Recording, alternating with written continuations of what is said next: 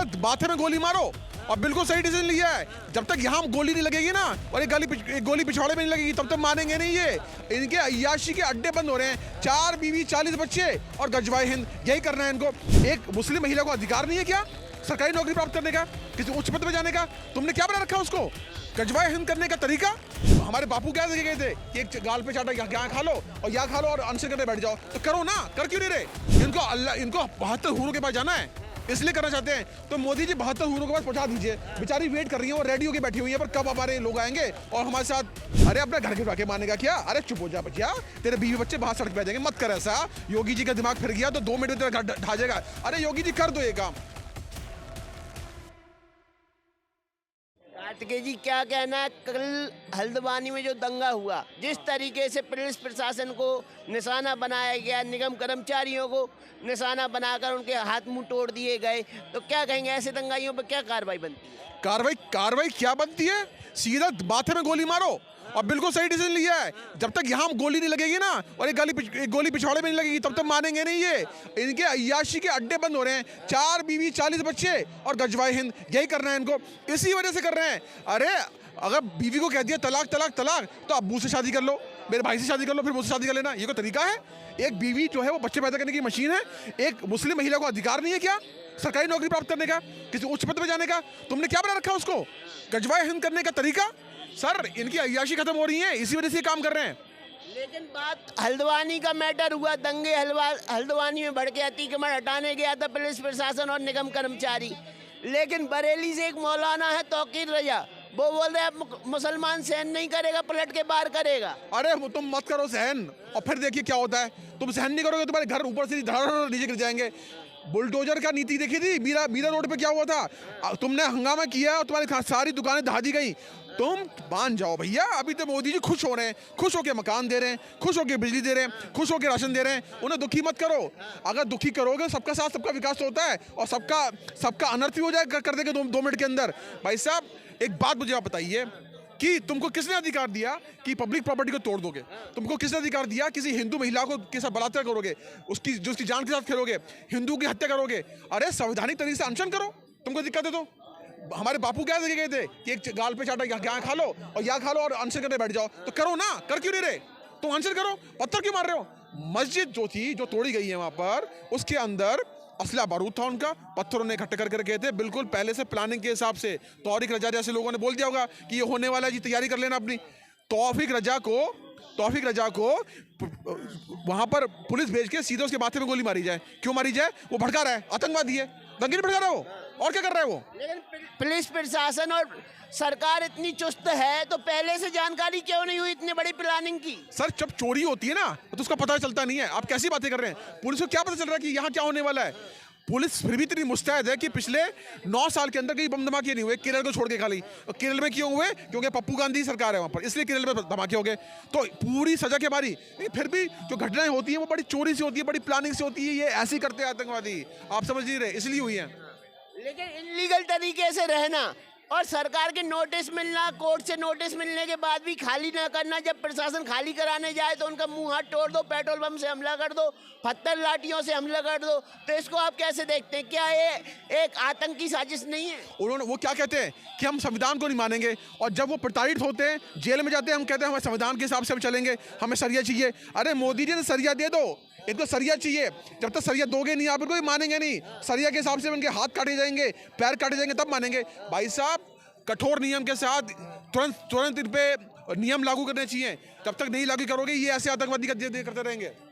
लेकिन जब इलीगल तरीके से बसाए जाते हैं लोग, तब प्रशासन की नज़र क्यों नहीं होती है? क्यों कि भाई जो पेड़ खतरनाक है, जो पेड़ बंजरता लाएगा जमीन में, उस पेड़ को उगने से पहले ही नष्ट क्यों नहीं किया? मैं बताता रहा हूँ आपको सर, ये जो इलीगल तरीके से यहाँ पे इंपोर्ट किए गए हैं ना, कौन मुसलमान जो यहाँ से ये रोहिंग्या मुसलमान हो गए, यहाँ से आपके ये पाकिस्तान से जितनी मुस्लिम कर रही हैं, ये 2014 से पहले के आए हुए लोग हैं। ये बीजेपी के समय पे नहीं आए हैं, ये जान नहीं पा रहे। लेकिन मैं आपको गारंटी से कह रहा हूँ 2024 की सरकार बनने के बाद CA आएगा और सारे के सारे वहाँ आ जाएंगे। सीमा हैदर की भी साथ वापस जाएगी, बच्चा लेके यहाँ से, मैं बता रहा हूँ।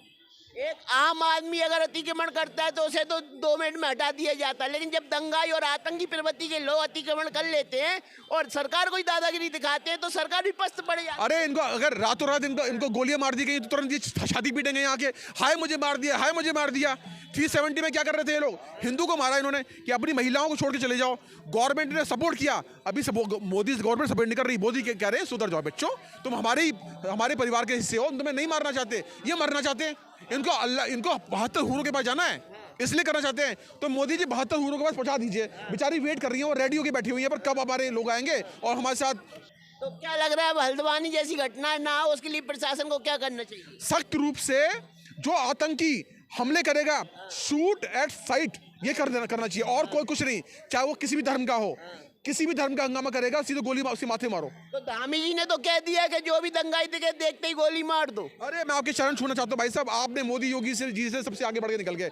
मोदी जी नहीं कर पाए, योगी जी नहीं कर पाए, आपने बिल्कुल सही किया, बहुत सही किया। सीधा गोली मारो, जब तक लातों के भूत जब तक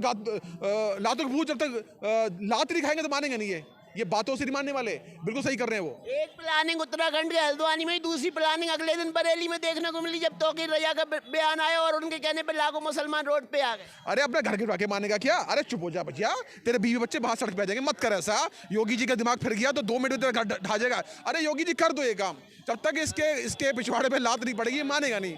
प्लीज ऐसे ये काम कर दो। क्या कहेंगे, क्या नाम है आप? मेरा नाम दुर्गेश है। क्या कहेंगे हल्द्वानी में जो कांड हुआ, जिस तरीके से दंगाइयों ने अंजाम दिया, पुलिस वालों को निशाना बनाया, नगर कर्मचारियों को निशाने पे लिया, तो इस पूरे प्रकरण पे आपका क्या कहना है? देखिए ये बहुत ही दुर्भाग्यपूर्ण चीज़ें हैं। ऐसी चीज़ें आज के समय 2024 में भारत के अंदर नहीं होना चाहिए। मैं कहूँगा ये जो आज हुआ है हल्द्वानी में या उसके अलावा बरेली में भी सुनने में आया है, इसकी शुरुआत अगर हम देखें तो सीए का जब प्रोटेस्ट शुरू हुआ था उसके बाद में वजीराबाद जाफराबाद के क्षेत्र में भी इसी तरह की चीज़ें देखने को मिली थी, जहाँ पे स्टूडेंट साइड का जो ऑर्डर केंद्र सरकार ने वहाँ पे भी दिया था, कहीं ना कहीं वो देर हो गई थी और वही चीज़ देखने को मिल रही है हल्द्वानी के अंदर भी।